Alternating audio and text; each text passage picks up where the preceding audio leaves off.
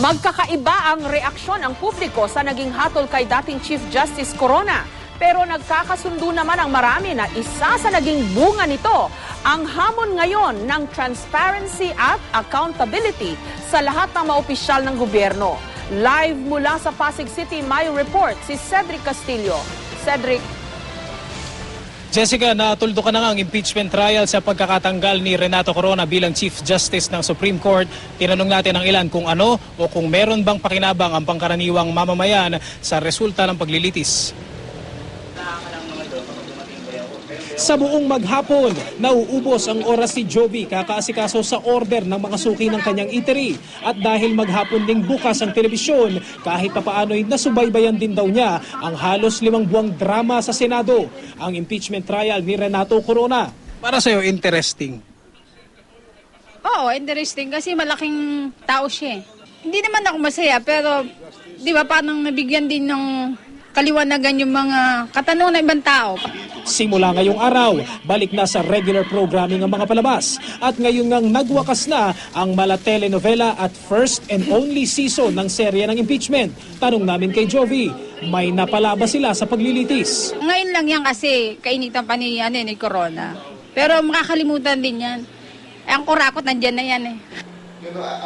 Ayon sa isang political analyst, higit sa hatol ng impeachment court, marami ang natutuwa dahil hindi naudlot ang paglilitis. At kung may pakinabang nga ba si Juan de la Cruz sa resulta ng impeachment, si Juan de la Cruz na rin daw ang makakapagsabi.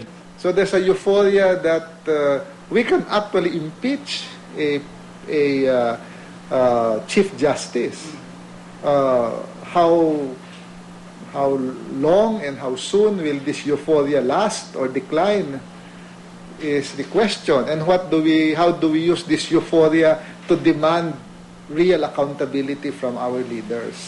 We might make the mistake of believing that once Corona is out, then things will automatically go well. Isa raw sa mga naging bunga ng impeachment trial ay ang hamon ng accountability sa mga opisyal ng pamahalaan. Tinanong namin ang ilan kung ang pagkakakonvict ba kay Corona ay hudyat na kusa ng maglalahad ng yaman sa publiko ang mga nasa pwesto. Sana dapat lahat sila magbukas na ng account nila. Sa tingin nyo ma'am, ipapa-implement nila po yun, yung accountability niyan? Yung mga officials po? Siguro.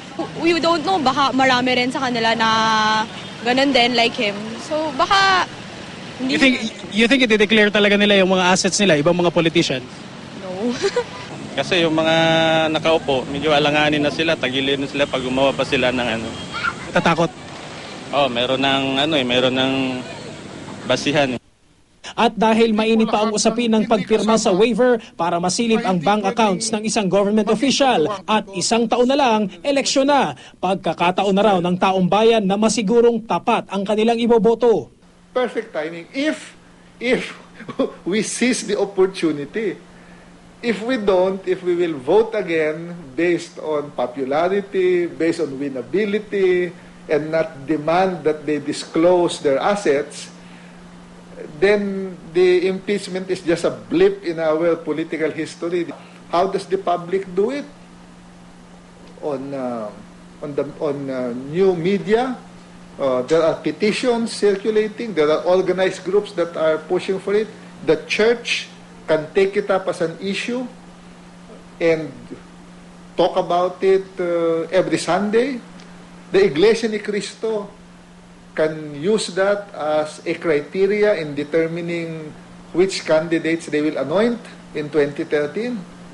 So there are groups that have the capability to affect the winnability of candidates, and that is the most powerful way of influencing their behavior.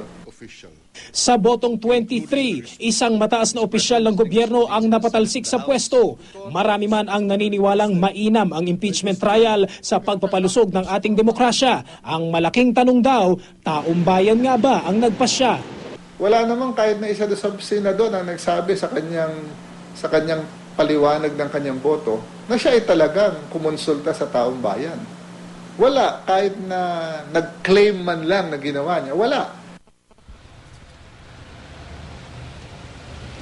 Jessica, isa pa daw na malaking hamon ngayon sa publiko ay ang masiguro na hindi sa impeachment trial magwawakas ang paghahanap natin o pagsisiyasat natin sa accountability ng natanggal na punong maestrado.